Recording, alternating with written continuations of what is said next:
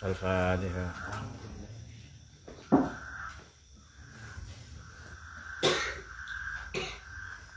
Al-Fatihah.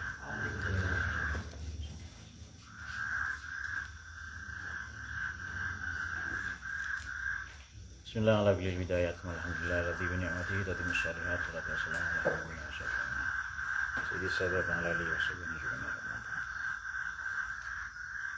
Ramadan.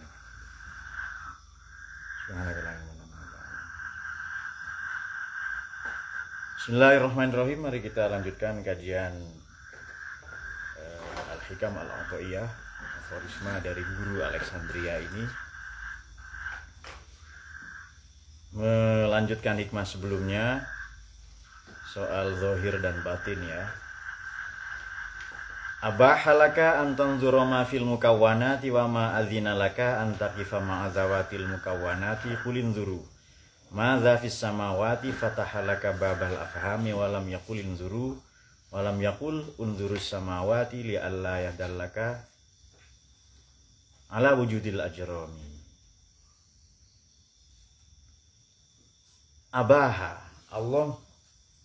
Abahalaka Allah memperkenankanmu, memberikan license atau lisensi, mengizinkanmu antanzuro untuk memandang, ya berteori, melakukan penelitian, observasi dan seterusnya, terhadap segala apa fil mukawwanati di alam raya ini. Akan tetapi namun demikian wama adzina, Allah tidak memperkenankan, tidak mengizinkanmu antakita untuk sekedar atau untuk hanya berhenti ansih ma'azawatil mukawwanat, pada realitas-realitas, pada entitas-entitas di alam raya ini saja. Sebagaimana firman-Nya, qulin zuru madza fis samawati. Katakanlah wahai Nabi sallallahu alaihi wasallam, unzuru, lihatlah, pandanglah, amatilah oleh kalian semua, terhadap segala apa, madza. Za itu kan haza, artinya ini, dekat. Alam raya yang jauh itu dekat. Berdetak, bergetar, hadir permenungan kesadaran di sini, di dada kita, pada kesadaran budi kita. Di sini berarti ya. Samawati wal ardh. Madza fis samawati, segala apa yang ada di bumi. Yang dengan itu kelak maka fataha laka, Allah memberikan futuh kepadamu berupa babal afham, pintu-pintu, membukakan pintu-pintu pemahaman. Sehingga Allah tidak berfirman walam yakul unzurus samawati, lihatlah langit, lihatlah alam raya, lihatlah lapisan-lapisan langit ini. Tidak. Li alla ya dulu, ini kata ya dulu ya Allah, supaya agar engkau tidak berhenti, agar engkau tidak membuat formulasi, rumusan. Ini terjemah bebasnya begini, li alla ya duluka atau ya dallaka ala wujudil ajram, agar kamu tidak melulu menjadi ilmuwan, agar kalian tidak melulu menjadi oknum filosof maupun teolog, tapi naik menjadi arifin yang fatahalaka babal afham. Banyak ya filosof yang mendapat, atau ilmuwan yang arifin ya banyak. Ini oknum saja. Agar tidak berhenti kepada ajrom saja, pada entitas jirim-jirim saja, atau benda-benda yang bisa diukur. Kenapa pendosa disebut mujrim? Ya karena dosanya ada besar kecil, nggak bisa ada volume tadi ya. Kemudian abaha laka ai amarakallah, Allah memberikan perintah, Allah memberikan manifest, Allah memberikan manifesto atau protokol kepada Allah Ta'ala subhanahu wa ta'ala antanzura ma fil mukawwanat bahwa jamalul haq, keindahan Allah subhanahu wa ta'ala ai antatasodda, agar lebih berfokus, lebih terkonsentrasi, binazrikal qalbi, dengan pandangan atau dengan mata batin, hatta tusyahida, sehingga mempersaksikan kamu annahu bahwasanya Allah itu al-mawjud, ya satu-satunya yang wujud di alam raya ini, ay az-zahir, yang nyata, fiha dalam maujudat, fiha dalam mukawwana. Namun demikian, wa ma'adzina laka an taqifa ma'azawatil mukawwana, jangan berhenti pada entitas-entitas, pada realitas-realitas pengamatan ilmiah saja di alam raya ini. Artinya kalau kita mau membangun epistemologi, jangan berhenti di situ. Ini menarik, ada salah satu filosof juga psikolog korban dari genosida ras Yahudi bangsa Arya pada Perang Dunia. Orang itu bernama Viktor Frankl. Teori besarnya adalah logoterapi. Ini dugaan saya, belum disampaikan tadi ya. Baik, kata Frankl begini. Manusia ini memiliki 3 dimensi. Eksternal, sisi zohiriyah. Ada internal, batiniyah. Tapi ada satu lagi, yakni sisi transendental. Kalau manusia mampu melampaui itu, otomatis dia bahagia. Karena siapa? Viktor Frankl ini hidup dalam camp konsentrasi itu ya. Karena dia Yahudi, dibunuh semua, kakaknya, adiknya semua. Beliau saja selamat setelah 3 tahun dibebaskan ya. Dan beliau tinggal di Wina, Vienna, bahasa kita Wina, Austria, untuk mengobati orang-orang sakit. Jadi ada di rumah sakit, ada satu bangsal, beliau mengobati di situ. Jadi ungkapan beliau yang paling terkenal begini, the meaning of life, makna hidup adalah to give the life meaning, adalah memberi makna pada hidup. Kelihatannya bulat ini ya, agak muter-muter, memang demikian bahasa ilmuwan itu. Makna hidup adalah kalau engkau memberi makna pada hidup, jangan hanya mencari.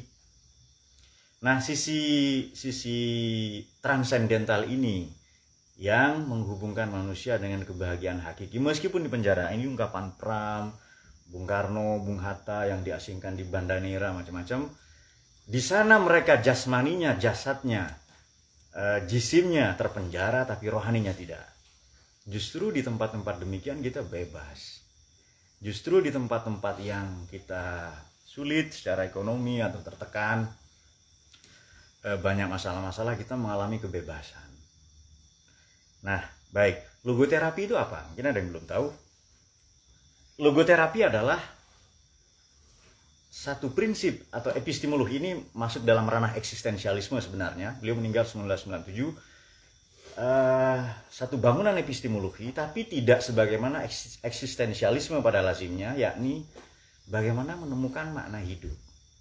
Jangan dikira orang awam, orang petani atau pedagang, orang-orang kecil lah ya, non ilmuwan, bukan pejabat, bukan elit, baik elit ekonomi, politik, kebudayaan dan lain-lain, tidak punya makna hidup. Justru mereka jauh lebih bahagia di desa-desa. Orang-orang malah tidak tahu caranya susah. Kenapa? Mereka bahagia karena memberi makna pada hidupnya. Jadi makna hidup itu apa? Ya kamu beri makna, bukan kamu cari saja. Kalau tidak ada, ya dimaknai sendiri. Maka betapa banyak orang yang jasmaninya menderita tapi rohaninya merdeka, jiwanya bebas. Orang bisa memenjara tubuh kita, tapi jiwa kita tidak bisa. Kreativitas tidak bisa di penjara itu. Justru di mana? Di penjara, almarhum Pram, Pak Pram itu salah satu tokoh yang sering kita singgung, adalah banyak justru sangat produktif ketika di penjara. Begitu pula Viktor Frankl tadi. Dan buku paling terkenal adalah Man's Search for Meaning, manusia yang mencari makna hidupnya. Tadi pandangannya logoterapi ya, nanti teman-teman cari. Man's Search, ini mencari kan, seperti salah satu HP kan ada in search of apa gitu, mencari ya. Search for meaning. Manusia mencari makna hidupnya. Ada di kitab suci, ada di kehidupan nyata, ada ya banyak sekali ya. Memang mencari makna hidup, ilustrasinya begini, saya sebelum kesini lagi ya. Ini satu bongkah es balok, ini cara beliau karena mengobati orang-orang gila. Dan pasiennya rata-rata mar'ah. Jadi kata mar'un ya, imru'un. Kan ada penyair hebat namanya Imru'ul Yani. Kalau ada perempuan menolak cintanya, langsung dibikin puisi, di Pasar Ukas itu ditempel di Asy'arul Mu'alliqat, di tembok-tembok Ka'bah.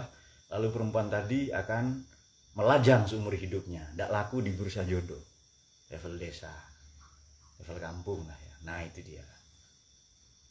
Ya sudah seumur hidup. Jadi dulu alat propaganda itu puisi. Demikian Imru'ul Yani, Imru'ul Qais. Jahili itu, kalau yang belakangan yang Imru'ul Yani tidak. Nah, barusan saya sebutkan apa? Sebelum Imru'ul Qais itu apa?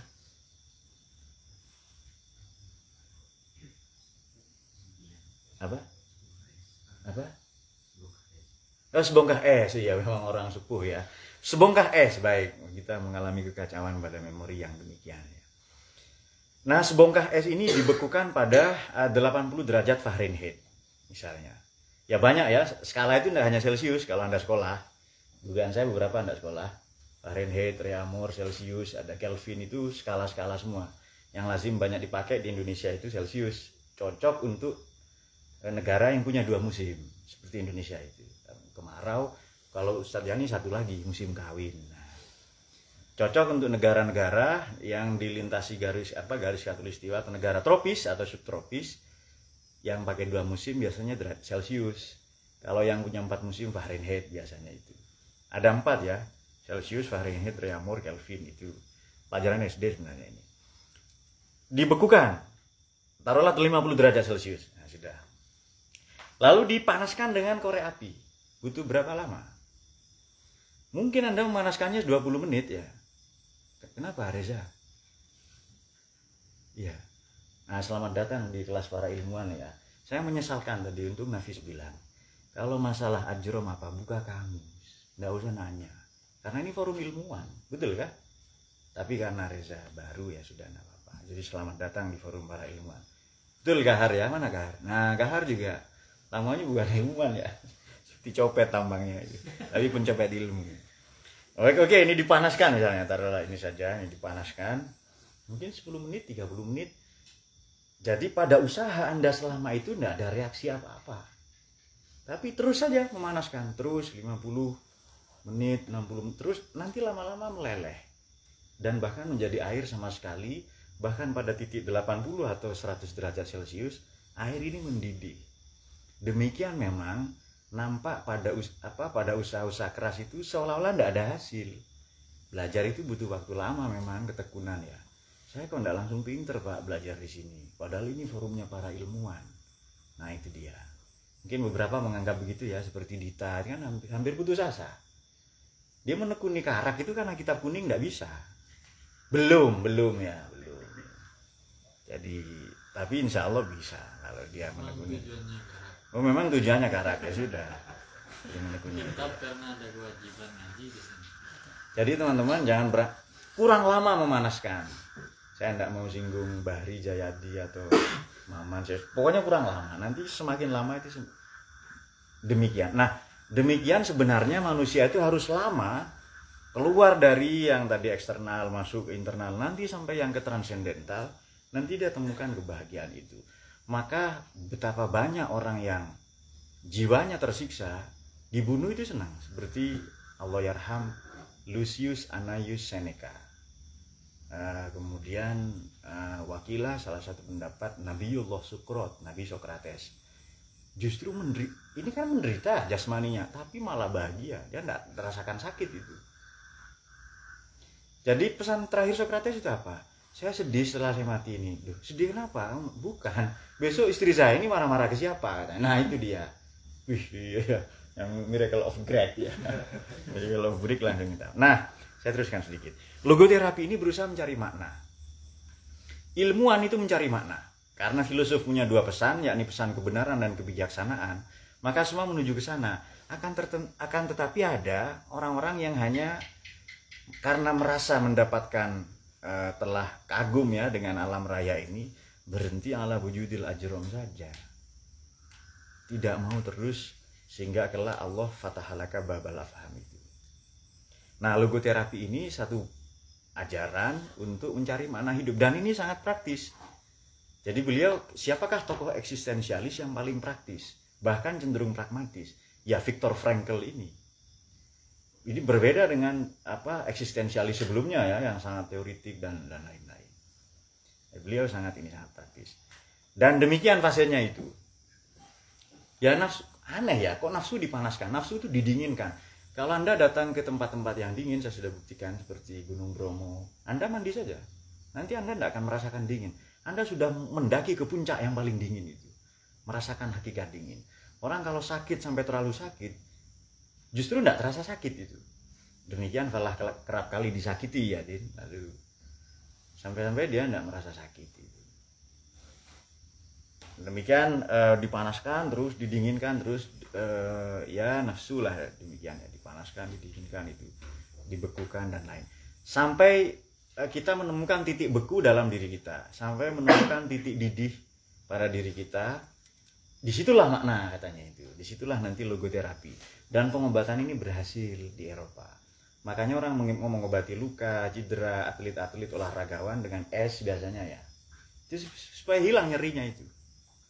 Pada kadar tertentu nanti, kecuali karak ya, memang karak ini sulit.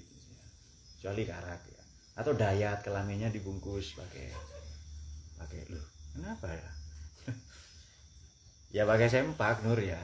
Jangan pakai sandal. Oke, abaikan saja sampai di situ. Nah, ini pesan supaya kita tidak berhenti jadi ilmuwan semata-mata, tapi arif billah. Karena ini para kekasih Tuhan ya, jadi bahasanya tidak vulgar seperti kita, tapi bahasanya sangat santun ya seperti beliau ini. Baik, kemudian biantah tajibah, yang dengan itu kamu nanti terhijab dengan biha, dengan mukawanat itu anhu dari Allah. Antah tajibah anhu biha. Sehingga fala tusyahiduhu. Engkau tidak mempersaksikan, fala tusyahida. Engkau tidak mempersaksikan Allah ya. Ini jawabnya pada fiha, pada mukawanat itu, pada alam raya itu. Lantas summa istadallah, kemudian ya ini memang beda ya, istidlal dengan istiqra, nanti Anda cari itu. Bedanya di logika ada. Kemudian beliau beristidlal ala zalika, terhadap semua pandangan tadi itu, ma'adina dari Abah tadi. Dan wabayana, dan memaparkan, menjelaskan bikaulihi, dengan penggalan bikaulihi berdasarkan firman Tuhan, yakni Bismillahirrahmanirrahim, kulin zuru madza fis samawat. Kenapa sih yang dilihat itu bukan langsung samawat, tapi maza? Di balik itu ada apa sih? Jadi kemarin kita sudah singgung, sebelum alam raya ini ada, sudah ada siapa? Bersamaan dengan alam raya ini, siapa yang nampak mula-mula? Bahkan nanti kalau alam raya ini sudah hancur, punah sama sekali, nanti yang masih ada itu siapa? Nah, kemarin sudah kita singgung ya. Fata lantas menyisipkan Allah ya, bifi adzorfiyah, fi dengan makna zorfiyah atau adverba, bahasa Indonesia, bahasa Inggris adverb, keterangan. Ya banyak keterangan ini, ada tempat, waktu, keterangan cara ya, dan lain-lain. Atau keterangan frekuensi, jarang, sering, kadang-kadang, itu kan frekuensi itu. Kalau yang cara dalam bahasa Inggris manner, in this manner, dengan pendekatan ini biasanya begitu. Dia belajar dengan keras, hardly ya, slowly dengan santai ya, dan seterusnya. Yang menghantarkan al-musyirah bi annal i'tibar, bahwasanya i'tibar ya, satu pemahaman, satu konsepsi, bil mazrufi duna dzorof. Mazruf itu bukan dzorof. Ya sama dengan ada ilustrasi begini, ada murid di dalam kelas. Jangan fokus ke di dalam kelas itu, di kelas itu, tapi fokuslah ke murid itu. Karena fi itu berlaku untuk murid. Murid di kelas. Maknanya di dalam ya. So, boleh jadi di atasnya. Jangan terkonsentrasi kepada fi-nya tadi, di dalamnya tadi, tapi ke murid tadi. Murid ada di kelas. Jadi fi itu tidak menunjukkan apa-apa pada dirinya, ya kepada si murid tadi itu. Atau samawat bukan itu, tapi maza fis samawat itu. Apa sih? Jadi melihat yang jauh pakai teropong, apa yang hadir di dada kita? Pada sanubari kita, pada akal budi kita, pada tempurung kesadaran kita. Siapa yang mula-mula hadir itu? Nah, rupa-rupanya kelak di penggalan berikutnya ini ada qala fil filminan, beliau Imam Alexandria ini dalam kitab Lataif Yunan menyatakan, fama nasobalakal kainat, Allah tidak menghamparkan al-kainat, alam raya ini laka padamu, ditaroha semata untuk kamu lihat, nikmati, teliti, observasi, akan tetapi lakin ditarofiha maulaha. Nah, supaya engkau memandang Tuhan di sana. Nah, ini memang beda fase tadi ya. Ya versi ilmuwan, versi orang awam, tapi Allah menghamparkan itu semua untuk kita sama-sama mencapainya. Bahkan orang-orang awam ini kalau betul dia ikut ulama atau guru yang betul ya, punya jalan pintas yang baik, saya kira, kalau mendapatkan pembimbing yang baik. Nah, kalau dikatakan cermin tadi itu cermin yang bagaimana? Itu kan pertanyaan awam. Ya sudah, enggak apa-apa. Ya cermin yang baik, yang enggak pecah, yang enggak rusak, yang enggak membelakangi cahaya, baru ia bisa memantulkan tadi itu. Ada dua pelukis, satu pelukis hebat, satu tukang lap kaca saja, karena penjual kaca, ngelap kaca saja. Ternyata nanti si kaca ini lebih hebat lukisannya daripada si pelukis asli. Kenapa? Karena ini kaca cermin, memantulkan. Garapannya ini lebih halus, padahal ia hanya memantulkan saja. Nah, daripada sibuk berteori apa yang aneh-aneh, ya lebih baik kita bersihkan cermin atau kaca, kalbu ya, apa tadi bahasanya, binazrikal kolbi tadi itu, sehingga memantulkan benderang cahaya Tuhan itu yang berteofani.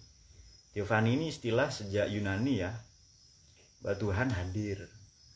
Zaman dulu dewa-dewa. Ya, sehingga disimbolkan dengan itu semua. Kan apa? Kekuatan gaib itu loh. Pinakahulun ya, yang dalam tradisi agama Kapitayan. Maka simbolnya pengajaran itu dengan pi semua. Pembentukan karakter pi semua. Mendidik pi tutur. Itu bahasa Sanskerta, bahasa kuno sebenarnya ya, Devanagari di Kutai Martadipura. Setelah nanti jadi kesultanan diganti Kutai Kertanegara. Dulu Kutai Martadipura. Yang mana pengelana Tiongkok namanya Fahian datang ke sana membawa membawa Tipitaka, maunya ngajarin agama Buddha, malah belajar karena di Nusantara, di Kalimantan Timur waktu itu sudah banyak agama di sini ternyata. Bicara pidato, mendengar piharso, ketemu bermujalasah begini pinanggih ya. Memberi, menganugerahi pinaring itu segitu.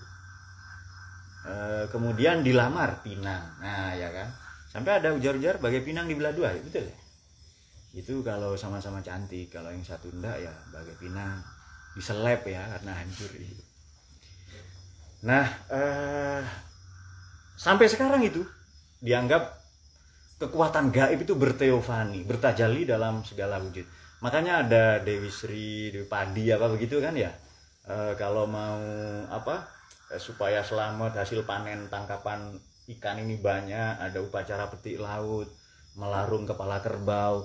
Itu menurut saya jin-jin selera rendah. Iya kan? Kepala kambing dan kerbau itu jin selera rendah. Karena Sungai Nil ini pada masa Sidina Umar itu jinnya butuh cewek itu. Cewek, gadis yang paling cantik katanya. Itu selera jinnya lumayan itu. Betul jin. Itu selera jinnya lumayan itu. Di Indonesia baru kambing, kepala kerbau. Datang kiai kan berdoa, begitu makan kepala kambing berkunang-kunang itu kiai. Wih, kenapa kiai? Ini ustadz, kenapa? Apa terkena ini serangan jin? Bukan, darah tingginya kumat itu. Oke. Nah, maka pada semua itu dianggap ini berhenti pada ini punya daya, batu-batu, kekuatan macam-macam. Ternyata tidak, jangan berhenti di sana, ada maula ya. Ada maulaka. Maulaha, si empunya, pemilik. Dan ada orang begini ya, ini ungkapan ateis dan agnostik. Pak, apa Tuhan itu terlalu egois? Sampai-sampai kita harus bersyukur kepadanya. Ini jawaban saya singkat saja. Saya kira Tuhan itu tidak punya masalah ego. Dia yang mampu menciptakan, memiliki, merawat alam raya ini, menguasai ruang waktu. Apalagi yang harus dibuktikan dari dirinya? Apa punya problem ego dia? Itu pertanyaan ya, Anda renungi kalimat ini, rekamannya putar lagi. Kalau masih tidak paham juga, ya wallahu a'lam bishawab ya. Karena mauquf. Jadi kenapa kita harus bersyukur? Seolah-olah Tuhan punya masalah ego, ingin disembah macam-macam. Loh, dia bikin segalanya kok. Dia bikin alam raya. Kita tidak nyicil satu batu bata pun untuk pembangunan alam raya ini. Dia yang sudah menguasai segala-galanya itu, apalagi yang harus dibuktikan? Ego yang mana lagi? Sehingga bersyukur dianggap punya masalah ego. Lalu ada ungkapan begini, ini ungkapan Sayyidina Abdullah bin Mas'ud, tunjukkan ke saya satu orang yang bersyukur dalam hidupnya dan dia tidak bahagia. Kalau ada, tunjukkan ke saya. Ini kata Sayyidina Abdullah bin Mas'ud ya, radhiyallahu anhu. Kalau ada orang bersyukur dan hidupnya tidak bahagia, tunjukkan ke saya. Itu pasti bahagia. Dan ini universal, apapun agamanya, apapun keyakinannya. Dia kalau begitu dia mensyukuri hidupnya, karena syukur ini kan sudah di level sa'adah, kebahagiaan. Itu di atas makna itu. Orang temu dulu makna hayah, makna hidup ini. Baru nanti sampai ke makna ke sa'adatul hayah, kebahagiaan hidup. Menurut saya makna hidup ini Pak, kalau berumah tangga di sana. Memang di sana. Kalau yusron tidak, ya keluarganya sudah Allah, ya malaikat itu keluarganya. Keluarganya sudah itu ya. Keluarganya ya yang kita Fatihai ya. Apa min masyarikil ardi ila maghribiha, yang min qafin ila qafin ladun adam ila yaumil qiyamah itu keluarganya yusron, sudah kita Fatihai selalu ya. Bahkan punya kapling di sini katanya. Dia pesan satu peta di situ. Famuradul haq, maka yang dikehendak permintaan Tuhan, jangan permintaan ya. Famuradul haq, maka yang dikehendaki oleh Allah mingka darimu adalah antaroha bi'aini man la yaroha. Engkau menemukannya, memandangnya bukan dengan kacamata orang kebanyakan, bukan dengan perspektif orang kebanyakan. Ya bagaimana? Ya perspektifnya Arifin, kita belum, kita bukan. Tapi insya Allah kita bersanad ke mereka. Kita menggunakan kacamata cara pandang mereka memandang hidup ini. Kalau Yusron memandang hidup dari perspektif kematian, betul ya. Kalau kita tidak, memang ya hidup ini. Min haitsu zuhuri man la yara, taroha min haitsu zuhurihi fiha. Memandang alam raya ini dari perspektif manifestasi kehadiran Tuhan fiha pada mukawwanat.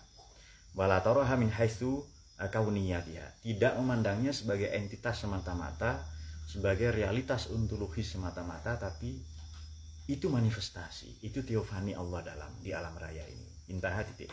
Syaro dan memberi syarat beliau ya musannif ini, Guru Alexandria ila dzalika, kepada pemaparan itu. Maknanya di atas ya, dimulai dari fama nasobalaka. Allah tidak menghamparkan alam raya ini semata-mata untuk dilihat, tidak.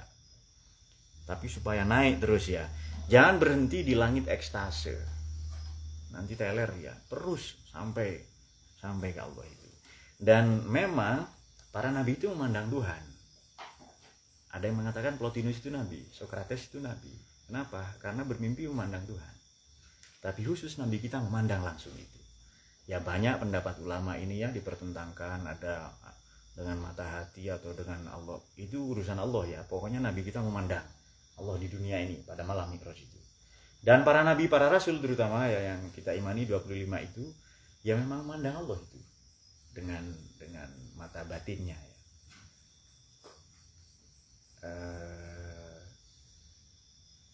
Kalau nabi memandang langsung. Makanya ayat yang di surat An-Najm itu diperdebatkan. Ya, ada yang melihat Jibril katanya alaihissalam. Tidak, Nabi di sana melihat malaikat Jibril, bukan Allah katanya. Summa dana fatadalla fakana qaba qausaini aw adna ya. Allah sallallahu alaihi wasallam indah sudah lintahan gitu loh. Kalau memang memandang malaikat Jibril, kata beberapa mufassir ini, ngapain jauh-jauh Mi'raj? Di dunia saja, di bumi ini Nabi sering melihat malaikat Jibril, bahkan dalam wujud aslinya. Ngapain jauh-jauh ke sana? Dan banyak lagi ya perdebatan soal itu. Tapi yang jelas kita mengimani Mi'raj dan peristiwa Nabi memandang Allah di situ. Bahwa memandangnya dengan hati, dengan apa itu urusan lain. Pokoknya kita mengimani peristiwa Mi'raj, itu saja. Jadi Isra Mi'raj kita imani. Nabi melihat surga apa dan seterusnya ya. Kemudian kok kita ya, kok Nabi Muhammad, Nabi Adam saja bapak kita itu pernah tinggal di sana memang.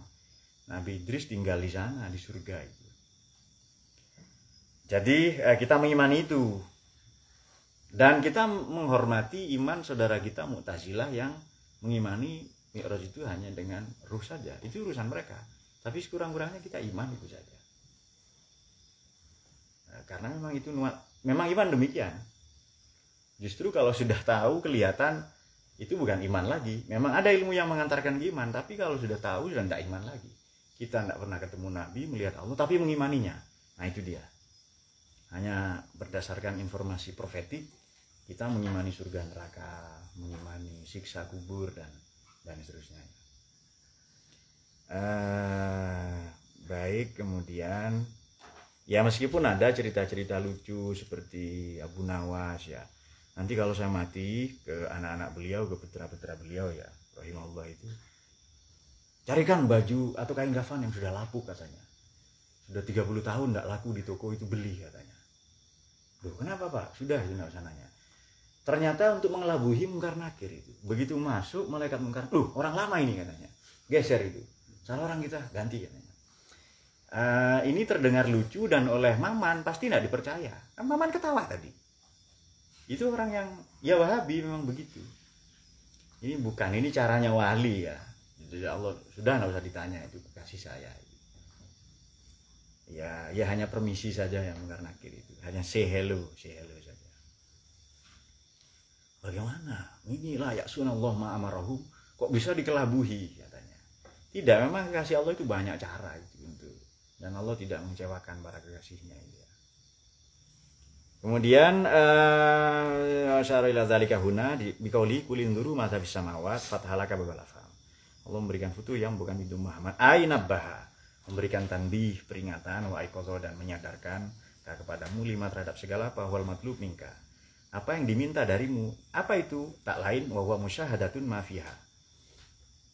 Yang mempersaksikan itu. Mempersaksikan tajallinya Allah di alam raya ini. Kama yafhamu minaz dzarfiyah, sebagaimana yufham yang telah dipahami minaz dzarfiyah dari prinsip dzaraf madzruf. Ilustrasinya tadi ada murid di kelas. Jangan kelasnya yang ya oke, kelas kamu perhatikan, tapi murid di situ itu loh. Ganti saja, ada pengantin di pelaminan. Jangan fokus ke pelaminannya, tapi ke pengantinnya itu loh. Ternyata pengantin ini bahasa polisi itu Densus 88 teroris ya. Pengantin itu teroris. Baik, jika demikian, apakah ilmuwan itu baik? Baik. Tapi jangan berhenti di situ. Beberapa memang kadang para teolog, para filosof ya disinggung. Ya banyak ya perdebatan ya, misalnya soal Galen ya, dan banyak ya kan yang memandang alam raya ini abadi apa dan seterusnya. Jalianus Galen itu. Mereka bahkan nama tadi Viktor Frankl atau orang-orang silahkanlah ateis atau ini, Allah mempercayakan ilmu kepada mereka, Allah menganugerahkan ketajaman berpikir ya kepada mereka, dan kita beristifadah, kita mengambil manfaat dari ilmu mereka. Namun demikian kita tidak berhenti di sana, tapi tahapan belajar memang begitu. Maka pesantren ini lebih terkonsentrasi kepada rasio ya, pada filsafat ya. Tujuannya semata-mata agar kita terbiasa.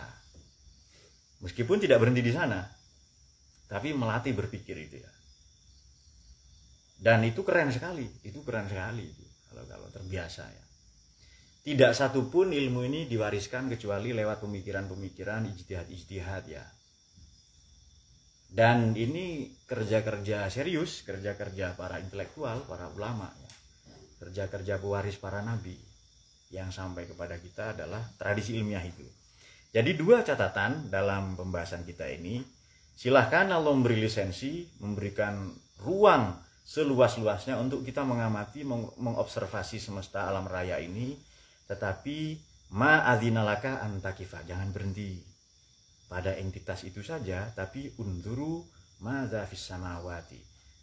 Apa sih di balik itu? Jangan berhenti di sana, tapi memandang Allah nanti itu. Setelah Sayyidina Ali pernah ditanya, apakah engkau melihat Tuhanmu? Katanya, hal ra'aita rabbak? Beliau karramallahu wajhah menjawab, saya tidak mungkin menyembah Tuhan yang tidak bisa saya lihat. Tetapi yang dimaksud melihat dengan ainul basirah ya, dengan mata batin. Ini level wali loh ya, level sahabat, apalagi nabi, apalagi para rasul ya. Sudah jelas itu memandang Allah itu. Dan enggak ada yang ragu. Kok nabi ragu misalnya? Enggak ada nabi yang ragu itu. Pasti yakin itu. Memang demikian wahyu. Ilham saja kita yakin kok. Jadi ini kita ada di persimpangan, yakin ini lewat jalan. Atau sama dengan Allah mengilhamkan misalnya Farid atau siapa, Bahri belajar gitu. Itu Allah memberikan membimbing ya. Yakin betul belajar, padahal sama-sama enggak tahu. Ini di pesantren apa, di Kepanjen, di STF ada apa, dia enggak tahu itu. Yusron tentu ditolak bumi ya kan, belajar bahasa Inggris ditolak atau apa. Tapi dia yakin dengan itu. Itu ilham itu. Baru ilham kita yakin, apalagi wahyu. Yakin 100% para nabi, para rasul itu alaihissalam bahwa itu bersumber dari Tuhan. Demikian mereka, cara pandang mereka kepada Allah itu apa? Tajallinya Allah ya, itu nampak sekali inda arbabis syuhud atau arifin tadi itu.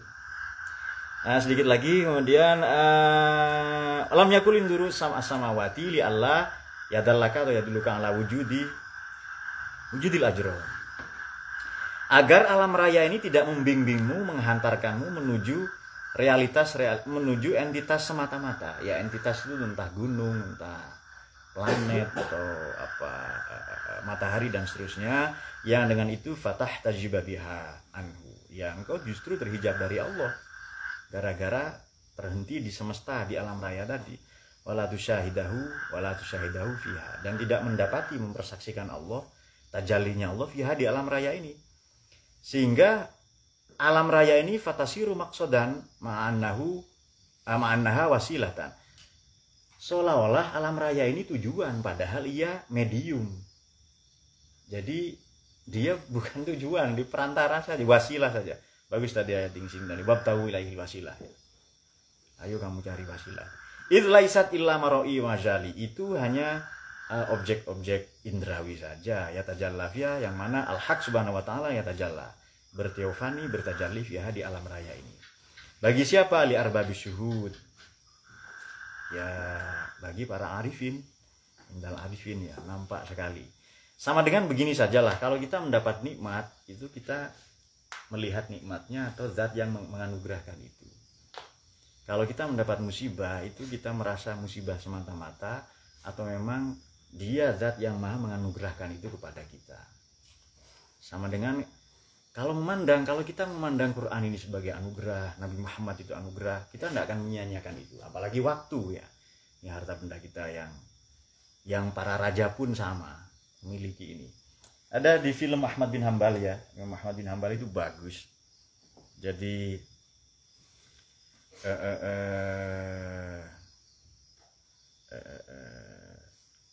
aduh saya lupa ya. Siapa penyair itu di zaman Harun ar-Rasyid itu? Ya pokoknya ada satu penyair itu. Orang gila, dianggap gila penjaga kuburan. Dipanggil ya Harun, yang kita ada video pendek itu ya. Kamu Harun kan, raja itu kan? Iya katanya itu. Kurang ajar sekali kamu manggil Harun ke saya katanya. Kemudian ditanya begini, beliau langsung ngasih nasihat itu. Nasihat agak panjang, buntutnya begini.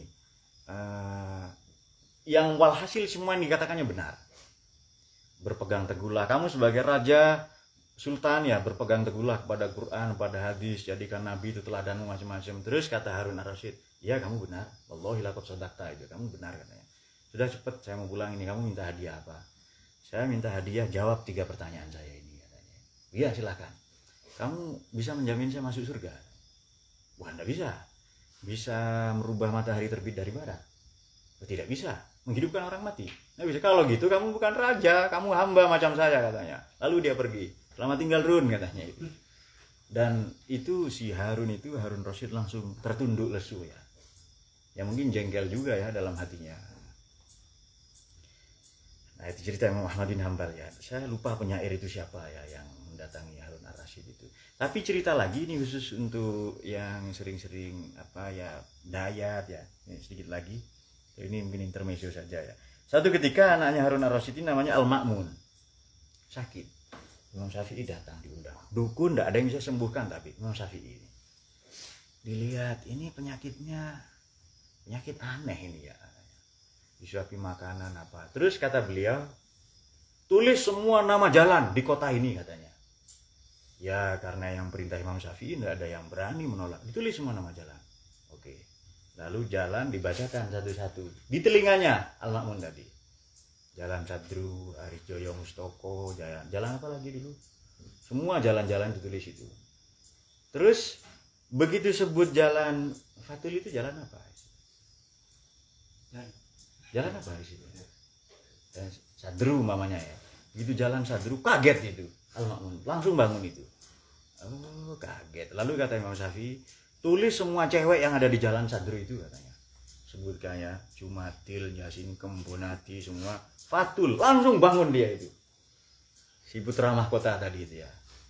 Ternyata perempuan yang dicintainya ini orang biasa, si anak tadi malu, nggak enak mau bilang ke bapaknya. Itu loh baru nyebut nama, baru nyebut jalan, sosoknya sudah bertajalli di jalan dan di nama itu. Itu belum wujudnya. Loh, paham ya? Ini arahnya ke sana. Katanya Reza, enggak paham, Mbak. Memang kelas ilmuwan ini. Kita langsung merasa ilmuwan, bukan jauh itu. Langsung merasa ilmuwan kita bukan. Nah, betul kalau ada ayat bagaimana Nur? Wajilat kubuluhu. Gimana? Kubulnya yang bergetar ya. Ini loh kalau orang yang kita, apalagi Allah ya, apalagi nyebut Kanjeng Nabi ya. Makanya banyak para ulama ini kalau nyebut Nabi Muhammad dadanya dipegang supaya nama nurnya Nabi itu hadir di dada kita. Bukan Nur Hidayat, bukan, memang nurnya Nabi. Nah, itu baru cinta ke cewek itu. Nyebut nama jalannya kaget ya.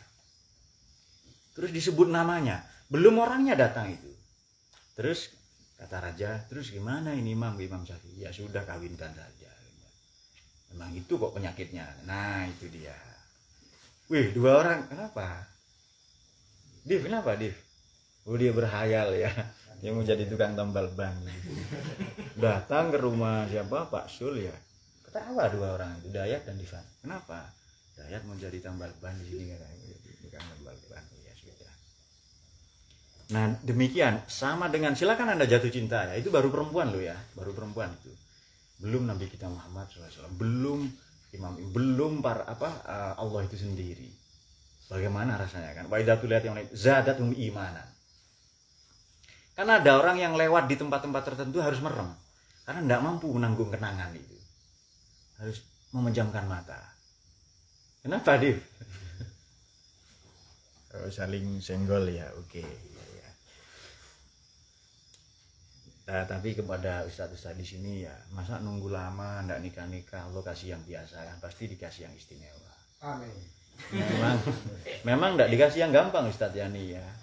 Ini pasti kalau semua dikasih serba mudah, apa gunanya doa dan penantian ya kan? Apa gunanya pengabdian itu?